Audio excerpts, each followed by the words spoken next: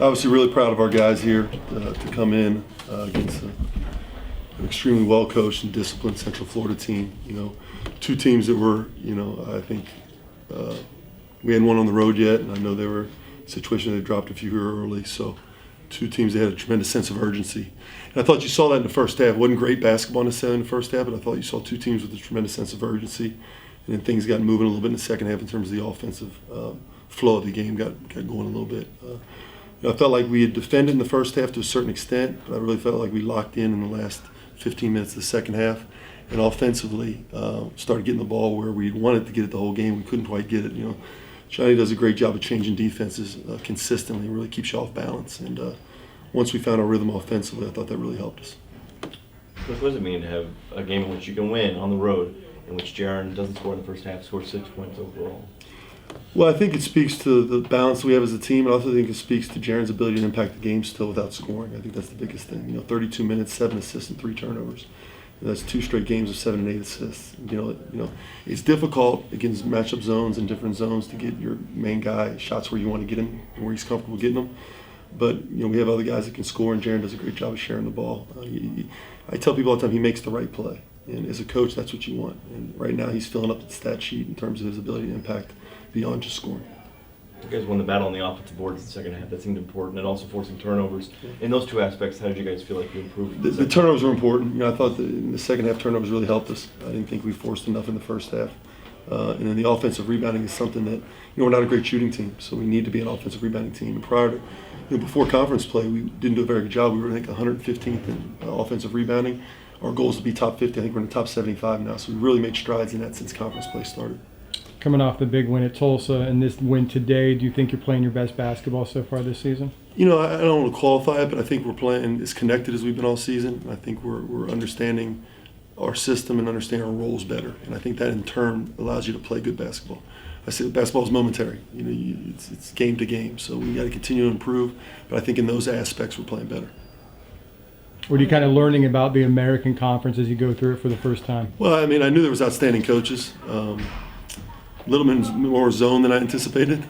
We played a lot of teams that play zone, and obviously great athletes and a lot of physicality. But I experienced that in some of the other leagues as well. But really impressed so far with the league. I know we got some more venues to get to. What enabled you guys to lock in those last 15 minutes defensively? Well, I think going back to what we learned prior about our defensive lapses, we give up double-digit leads in the early conference play, early pre-conference play. I told our guys we need to graduate. Okay, we know what it's like. We know what it's like to have a lead in the second half, and it's because we don't lock in defensively. I think just constantly putting it in front of them, making it front of mind, has been the biggest part. And then how much does maybe the offensive flow you talked about in the first half was a little off maybe? How much does that, or not off, but how does that impact you defensively too? Well, it does, and that's human nature for players. I try to guard against it. If you really have a defensive identity, your offensive success shouldn't impact your defensive execution. Unfortunately, it does for a lot of teams, and it has for us. And I think our offensive flow a little bit probably helped our defense. We need to understand we need to be able to defend consistently. And we are. We're the number one defensive team in the league in terms of advanced numbers from the first 3 or 4 games. So we do defend. It's just we need to do it for 40 minutes. I felt like we came closer tonight. Coach, in scouting UCF prior to the game, what did you feel like you had to do to come out successful? Yeah, a few things. I felt like we had to keep them out of transition, which we really did. I feel like they're elite in transition. That was one point. The other point was we needed to make sure we defensive rebounded. I thought they were really good on the offensive glass.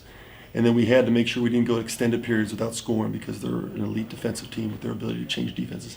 I've never seen a team in my years that can change defenses so much and not have breakdowns. And that speaks to coaching. That speaks to discipline. And that's pretty impressive, especially with the news and all the new bodies they have. What is it about Chris? Obviously, you coached him at your previous stop, Chris Vogt, but just the way he stepped up this season. He's a junior now. What have you seen from him? How has he gotten better from the early part of his career? He's making such an impact now. Yeah, I've always felt Chris was going to be an outstanding player. In Northern Kentucky, he played behind the best player in school history and the best player in the Horizon League for probably the last 5 or 10 years. So it was difficult for him to get a lot of minutes. I knew he'd be really good, and he's just gotten bigger and stronger. He's 260 pounds now. He's got great hands. He's got great anticipation. He's got a great knowledge of the game, and he's really competitive, albeit really quiet. and his teammates got a lot of respect for him. So, you know, my judge of success for our guys individually is, are you going to be consistent? And that wins out, right? I mean, it's a long season, and Chris has been everything, including consistent. How much does he and also Trey Scott sort of balance this team out offensively? Because everybody knows about the Cumberlands and Jaron, his brother, but also with Trey and Chris, does it feel like you have a balanced offense on both sides? Well, I'd like to think so. I mean, it certainly hasn't been like that all season. But you do have, you know, Trey Scott's really coming to his own offensively. He's a guy that statistically impacts winning and losing from an offensive standpoint more than anybody. When he doesn't score and provide us with some offensive punch, we don't win. When he does, we typically do, and more so than I've really seen statistically. So him feeling very comfortable and sharing the ball and making the right decisions has really helped us out a lot.